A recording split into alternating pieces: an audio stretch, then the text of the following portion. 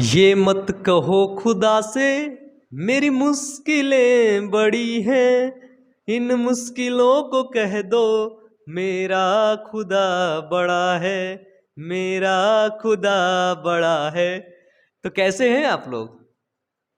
मुझे पूरी उम्मीद है कि आप लोग बहुत अच्छे होंगे। और आज हम लोग क्लास 12th केमिस्ट्री का एक बहुत शानदार सा टॉपिक पढ़ने वाले हैं, बहुत अच्छे तरीके से। उस टॉपिक का नाम है शीघ्र सिरका विधि द्वारा एसिटिक अम्ल बनाने की विधि को पूरा समझेंगे। इसका रिएक्शन क्या होता है ये देखेंगे, सचित्र वर्णन क्या होता है ये देखेंगे।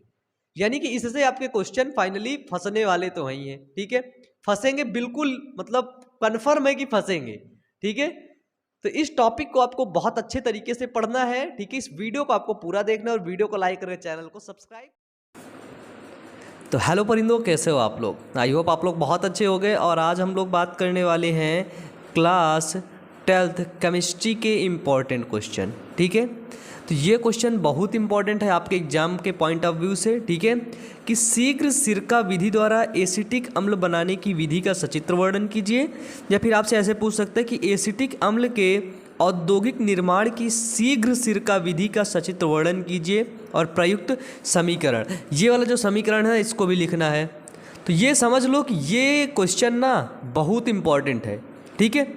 बस आप 5 से 10 मिनट का समय लगा करके इसको एक बार देख लो। और मैं कहता हूँ अगर आप लोग इस वीडियो को एक बार देख लोगे ना तो ये पूरा का पूरा आपके दिमाग के अंदर घुस जाएगा, ठीक है।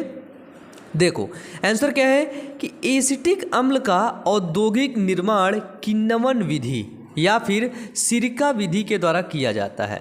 अगर एसिटिक अम्ल है ना, एसिटिक अम्ल का अगर निर्माण होगा औद्योगिक विधि द्वारा, मतलब एक बड़े लेवल पर, तो उसका निर्माण या तो हम किण्वन विधि से करेंगे या फिर हम सिरका विधि से करेंगे। ये दो ही विधि से हम कर सकते हैं, ठीक है।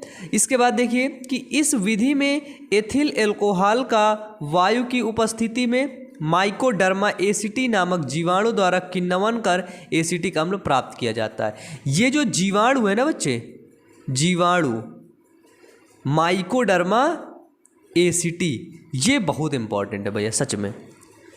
कि एथिल एल्कोहल का वायु की उपस्थिति में माइकोडर्मा एसिटी नामक जीवाणु द्वारा किण्वन, ठीक है। वायु भी उपस्थित रहेगा और जीवाणु का क्या नाम है, माइकोडर्मा एसिटी द्वारा किण्वन करके क्या प्राप्त होता है, एसिटिक अम्ल प्राप्त किया जाता है। यानी कि CH3COOH प्राप्त किया जाता है। किण्वन किस विधि में, किण्वन, जिसको हम लोग फर्मेंटेशन बोलते हैं, ठीक है। चलो अब देखो क्या होता है। एथिल एल्कोहल हमने ले लिया C2H5OH और वायु की उपस्थिति ये हमने ले लिया ऑक्सीजन, ठीक है। हमने एथिल एल्कोहल लिया और ऑक्सीजन लिया। अब ये है अपना माइकोडर्मा एसिटी। अब ये माइकोडर्मा एसिटी इनके साथ क्रिया वगैरह करता है ना। अब क्या बना लेता है, एसिटिक अम्ल CH3COOH ये बना लिया, देख रहे हो, बिल्कुल सिंपल। और साथ में H2O बना लिया, यानी कि जल बना लिया। ये बिल्कुल सिंपल सा था, फंडा समझ आ गया, ठीक है। ये फॉर्मूला याद रखना, C2H5OH प्लस ऑक्सीजन की उपस्थिति, इसको आप 4 to 5 टाइम्स रिवीजन कर लो, पूरा दिमाग में घुस जाएगा, ठीक है, याद हो जाएगा बच्चे आपको। ये कोई बहुत बड़ा वो नहीं है ना।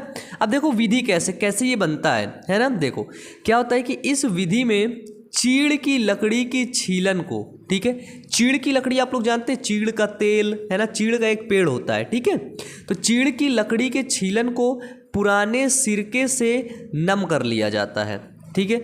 जो भी अपने पास पुराना सिरका होता है वो चीड़ की लकड़ी का जो छीलन होता है उसी से उसको नम कर लिया जाता है। और इस छीलन को छिद्रित ढक्कन तथा आभासी तली वाले लकड़ी के गोल पात्र में डाल दिया जाता है। इस छीलन को क्या किया जाता है, छिद्रित ढक्कन या फिर आभासी तली वाले गोल पात्र के अंदर डाल दिया जाता है, ठीक है।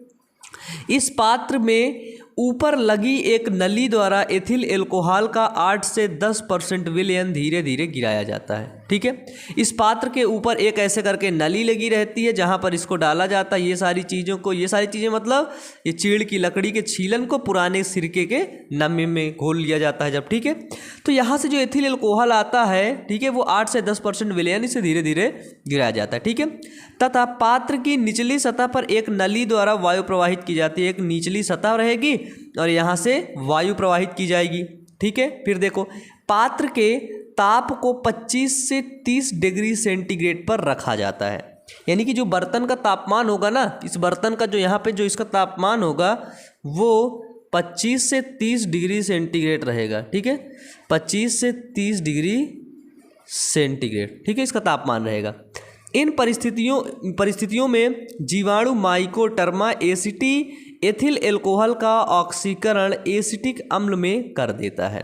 ठीक है, इसी अगर ये उसको परिस्थिति मिल गया, ये उसको अगर ये सुइटेबल वातावरण उसको मिल गया, क्या मिल गया, ये उसको सुइटेबल अगर वातावरण मिल गया तो क्या करता है ये जीवाणु माइकोडर्मा एसिटी एथिल एल्कोहल का ऑक्सीकरण एसिटिक अम्ल में कर देता है। जो एथिल एल्कोहल होता है, एथिल एल्कोहल का ये ऑक्सीकरण कर देता है किसमें, एसिटिक अम्ल में। ठीक है, CH3COOH में। इस प्रक्रम को कई बार दोहराने से एसिटिक अम्ल का 8 से 10% विलयन प्राप्त होता है, जिसको सिरका कहते हैं। ठीक है, समझ गए, सिरका कैसे बनता है। किण्वन विधि से प्राप्त एसिटिक अम्ल को सोडियम कार्बोनेट द्वारा उदासीन करके वाष्पित करने पर सोडियम एसीटेट के क्रिस्टल प्राप्त होते हैं और इन क्रिस्टलों को सुखाकर गर्म करने पर निर्जल सोडियम एसीटेट प्राप्त होता है। क्या होता है, इनको गर्म करने पर निर्जल सोडियम एसीटेट प्राप्त होता है। ठीक है, किण्वन विधि से जो प्राप्त एसिटिक अम्ल है उसको सोडियम कार्बोनेट द्वारा उदासीन करके जब उसको वाष्पित करेंगे तो सोडियम एसीटेट के क्रिस्टल, इसका देखो, इसका सोडियम एसीटेट के क्रिस्टल का फॉर्मूला क्या है, CH3, देखो यहाँ पे लिख रखा है CH3COO3H2O। ठीक है, सोडियम एसीटेट।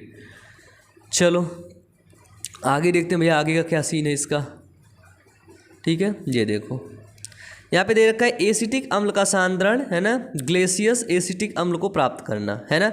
एसिटिक अम्ल यानी कि CH3COOH। अभी जो इसकी जो रिएक्शन है, क्या है, इसकी जो रिएक्शन है, अभी आप लोग रिएक्शन तो वहाँ पर आगे देख ही चुके हैं। ठीक है, देखो 8 से 10% एल्कोहलिक विलयन, है ना, यानी कि C2H5OH का विलयन इसमें गिर रहा है 8 से 10%। ये देखो छिद्रित ढक्कन बोला गया था, ये यहाँ पे देखो छिद्र लगे हैं ना, ये छिद्र है एक ठो ये छिद्र है, फिर एक ठो ये छिद्र है, फिर एक ठो ये छिद्र है। ठीक है, फिर यहाँ पे इसको छिद्रित ढक्कन मिल गए। छिद्रित ढक्कन से अल्कोहल गिराया जाता है, अल्कोहल नीचे आता है। ठीक है, फिर हमने बताया कि एक लकड़ी की दीवार होती है, ये देखो लकड़ी की एक दीवार है यहाँ पे।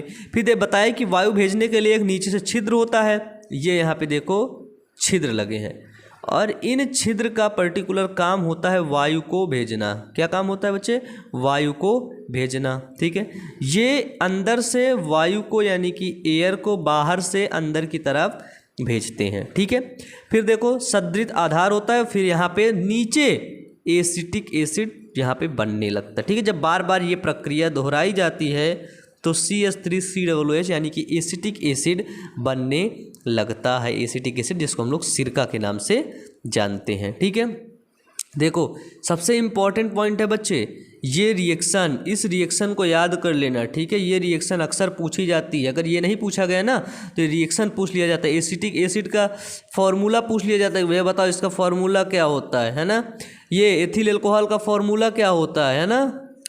तो ये सारी चीज़ें आप लोग को याद होनी चाहिए। ठीक है, चलिए अब अपन लोग आगे बढ़ते हैं। इसमें नीचे थोड़ा सा लिख रखा है कि सोडियम, ये ग्लेसियस एसिटिक क्या होता है देखना अभी।